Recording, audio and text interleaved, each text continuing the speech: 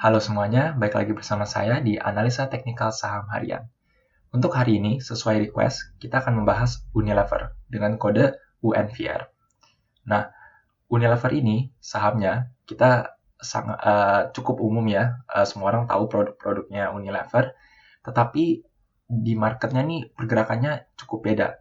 Harapan kita kan harusnya ini produk yang kita sering lihat, dan ini emang saham blue chip, dan ini salah satu saham dengan market cap lumayan besar ya, mencapai 250 triliun.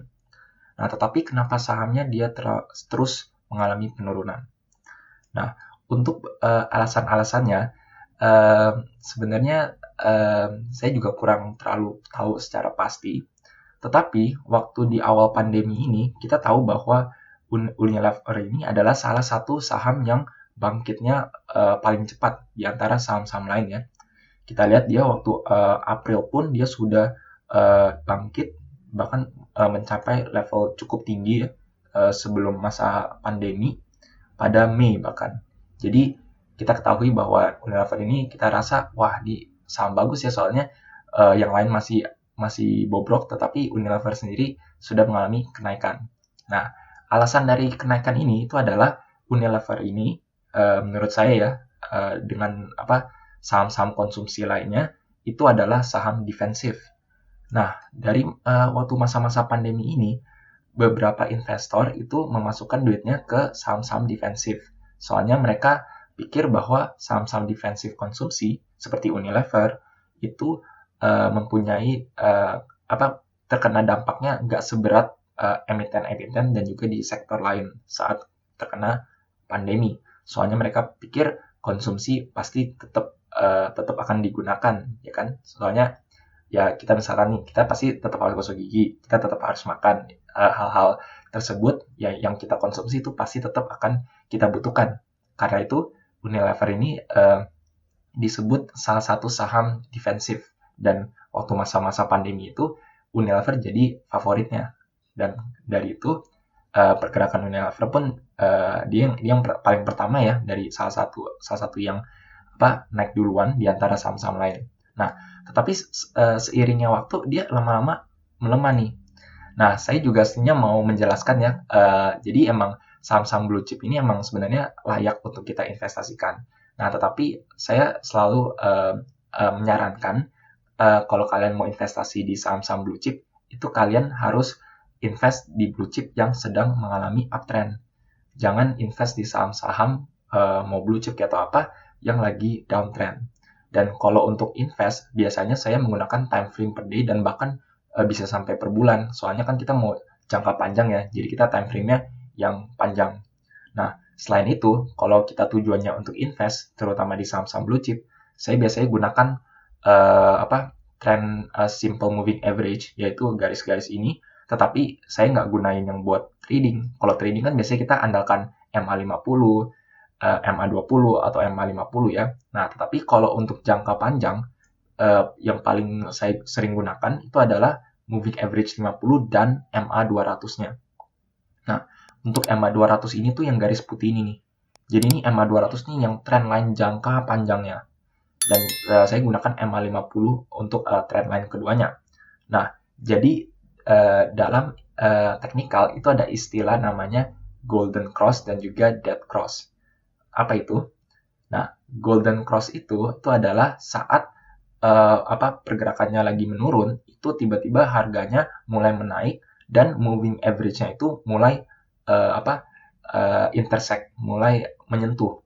Nah, jadi ambil contoh ya, waktu Unilever mengalami penurunan dan waktu masa-masa pandemi ini, kita lihat bahwa Unilever ini bahkan ya, nah ini kita lihat aja ya, bahkan sebelum masa pandemi pun ini kita lihat bahwa harganya ini rata-rata di bawah MA200. MA50-nya bahkan di sini. Nah, jadi sebenarnya sebelum masa pandemi ini Unilever emang sudah mengalami downtrend ya.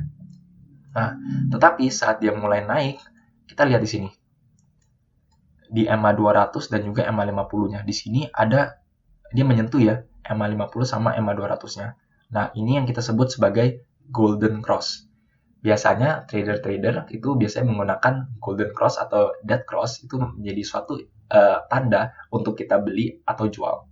Nah, tapi kalau untuk investasi, kalau kita lihat MA50 dan MA200 ya cross ini menunjukkan bahwa Unilever mau balik arah dan melanjutkan fase uptrend-nya. Nah, tetapi seiring waktunya berjalan, ini Unilever ini harganya cukup stagnan dan perlahan-perlahan dia mengalami pelemahan. Dan sampai suatu saat, dari awalnya dia golden cross di sini, dia menyentuh lagi nih MA50 dan MA200-nya yang garis putih dan garis hijaunya. Nah, ini yang kita sebut sebagai dead cross. Dead cross itu adalah suatu tanda pergerakan harganya akan mengalami penurunan.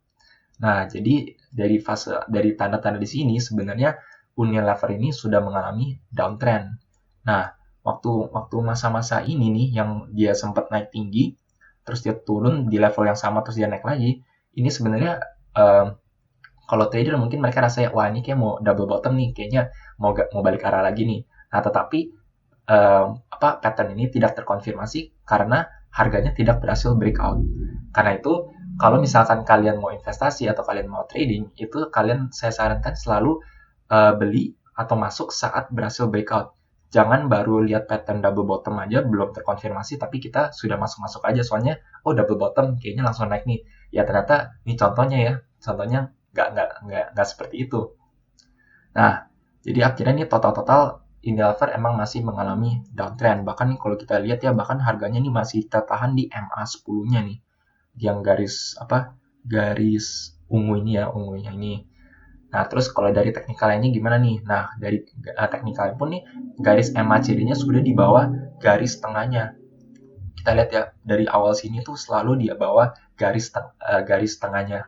Jadi, kalau garis MACD yang di bawah garis tengah, itu menunjukkan bahwa pergerakan sahamnya ini mengalami downtrend. Nah, apakah ada tanda-tanda dia mau balik arah?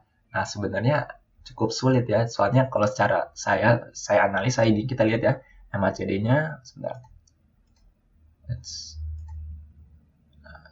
Kita lihat sini ya, waktu di sini dia MACD-nya di sekitar minus 23. Di sini minus 24. Padahal harganya makin turun, tapi MACD-nya emang makin turun juga. Jadi penurunannya ini cukup kuat ya Unilever ini. Nah, saat ini sih sedang walaupun dia makin dalam nih kita lihat MACD-nya agak membaik nih. Nah, tetapi ini dari garisnya pun juga gimana ya belum secara solid menunjukkan ada tanda-tanda dia mau balik arah. Ini overall dia masih turun. Bahkan kalau dari MFI-nya pun juga sedikit ya kita melihat divergence ya. Ini sebagai contoh, waktu harganya di sekitar sini, dia MFI-nya cukup rendah. Nah, pas sampai sini, dia MFI-nya nih agak tinggi ya, paling rendahnya agak tinggi, tetapi dia masih mengalami pelemahan. Soalnya secara overall ini nggak terlalu signifikan kelihatannya. Itu yang jadi kendalanya. Jadi kalau secara kesimpulan menurut saya Unilever ini masih mengalami downtrend dan kalau kalian trading atau investasi kalau saran saya kalau bisa dihindari dulu. Soalnya sebenarnya masih banyak saham-saham blue chip yang sedang uptrend gitu. Jadi menurut saya lebih banyak opsi lain yang menurut saya lebih bagus untuk kalian investasikan duitnya. Nah, ini saya ambil contoh ya, divergence MACD apa nih yang menurut kita cukup solid. Kita ambil contoh waktu di masa pandemi ini ya. Waktu harganya menyentuh di sekitar sini, kita lihat MACD-nya cukup rendah ya di sini ya. Nah, di sekitar sini. Pas saat harganya jeblok lebih dalam lagi nih, ini lihat ya harganya jauh banget ya bedanya ya. Tapi lihat MACD-nya. Di sini dan di sini, ini beda banget. Nah, ini yang cukup solid. Ini strong bullish divergence banget nih. Kalau kalian trading waktu masa-masa pandemi dan kalian lihat ini, harganya dia makin jeblok tapi MACD-nya dia tertahan. Wah, ini udah boleh nih kalian baru entry nih. Kemungkinan besar mau balik arah. Soalnya bullish divergence di time frame per day menunjukkan kemungkinan besar ada perubahan tren di jangka menengah dan hingga panjangnya. Gitu. Nah, MACD pun juga kadang-kadang nggak selalu menunjukkan divergence ya. Karena itu kalian bisa menggunakan beberapa indikator untuk memberikan kalian gambaran kira-kira pergerakan harganya gimana. Nah, jadi kalau secara kesimpulan, menurut saya Unilever ini masih agak downtrend. Nah, terus saya akan menunjukkan ya, soalnya ini saham blue chip dan saham yang biasanya digunakan untuk investasi, kita bisa gunakan time frame sampai per bulannya untuk menunjukkan tren jangka panjangnya gimana nih. Nah, Kalau kalian nonton video saya yang sebelumnya mengenai pergerakan harga nikel ya, kan saat ini kan Antam lagi dan juga saham-saham nikel sedang lagi hits ya, maksudnya aduh turunnya dalam banget nih, apakah sudah downtrend? Saya waktu itu tunjukkan di videonya ya bahwa pergerakan MACD garis di pergerakan harga nikelnya tuh bahkan masih di atas garis tengahnya ya. Nah, tetapi kita lihat nih Unilever sejak dia tahun 2018 ini sudah mengalami penurunan harga yang cukup drastis, bahkan hingga jeblos EMA 20-nya, EMA 20 di time frame per bulannya. Dan kita lihat nih bahkan nyentuh EMA 50-nya dan dia sempat rebound tapi akhir-akhirnya dia tembus lagi. Nah, ini sebenarnya sudah jadi tanda kalau Unilever ini emang sudah downtrend ya. Bahkan kalau kita lihat garis MACD-nya nih ya per bulannya pun ya, ini garisnya sekarang sudah di bawah garis tengahnya.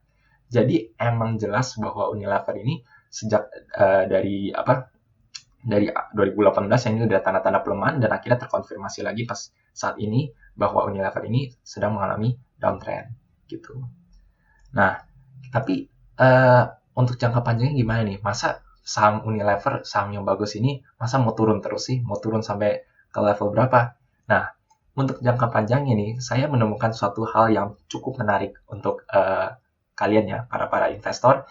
Dan menurut saya, kalian bisa pantau terlebih dahulu. Bukan untuk beli, tetapi untuk dipantau. Nah, jadi apa yang saya temukan itu adalah dari sini.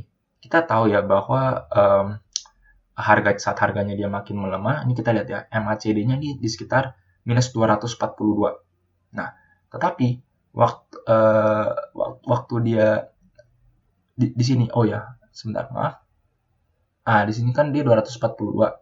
Nah, di sini kita ketahui bahwa MACD-nya nih dia mengalami lebih dalam ya, minus 253. Soalnya ini memang masa-masa pandemi, jadi penurunannya pun emang cukup drastis. Nah, tetapi pada saat ini nih kita lihat ya, harganya nih overall dia menyentuh di level yang sama ya. Di waktu di masa Maret ya. Kita jangan ambil yang bulan Maret ya, soalnya kan bulan Maret belum selesai. Jadi pergerakan harganya pun ini dan MACD-nya pun masih cenderung bisa berubah. Kita lihat yang Februari aja. Nah, overall Februarinya nih menyentuh level yang cukup mirip pada saat Maret 2020.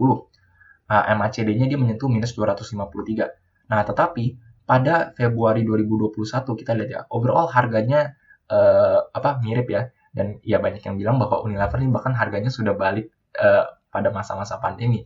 Ya, nggak salah juga sih ya. Nah, tetapi pada harga di sini kita lihat MACD-nya pun hanya minus 90. Jadi, dengan penurunan harga yang sama, tetapi MACD-nya dia naik.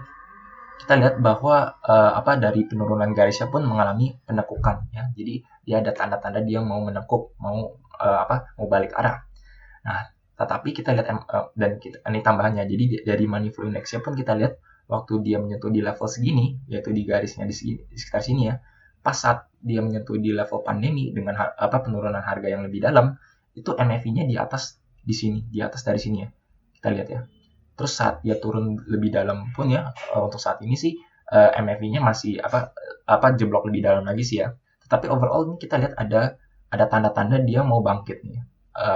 Walaupun masih kecil ya, tapi ada tanda-tanda dia mau bangkit. Soalnya dari penurunan waktu dia pandemi pun ya, kita lihat money flow index-nya mengalami kenaikan.